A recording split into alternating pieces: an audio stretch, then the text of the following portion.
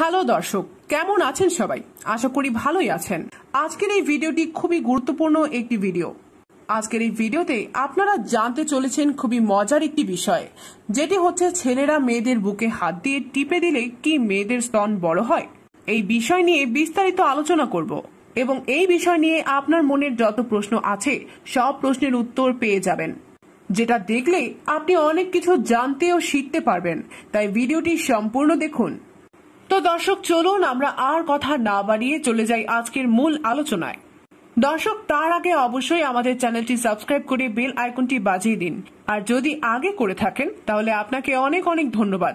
অনেক পুরুষেরা মনে করে যদি কোনো ছেলে মেয়ের বুকে হাত দেয় বা মেয়েদের বুকে যদি ছেলেদের হাত পড়ে তাহলে মেয়েদের বুক অনেক বড় হয়ে যায়। তারা মনে করে মেয়েদের বুক বড় হওয়ার এটা একটি বড় কারণ, যদিও এই বিষয়টি সম্পূর্ণ ভুল ধারণা।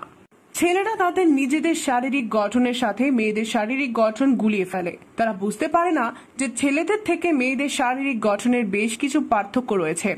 যেখানে একটি ছেলে যৌবনে পদার্পণ করে 18 থেকে 20 বছর বয়সে, সেখানে কিন্তু কিশোরী যৌবনে পদার্পণ করে 10 থেকে 13 বছরের মধ্যে। অর্থাৎ তার শরীরের যৌবন কিন্তু পুরুষের থেকে অনেক আগে আসে।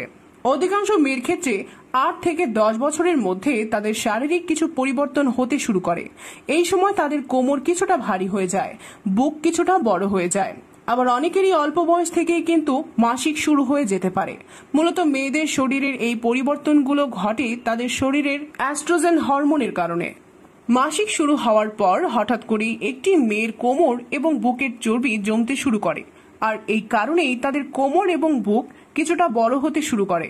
কিন্তু ছেলেদের শরীরের দুটি হরমোন না থাকার কারণে তাদের শরীরে হঠাৎ করে এরকম কোনো পরিবর্তন হয় না, দেখা যায় না।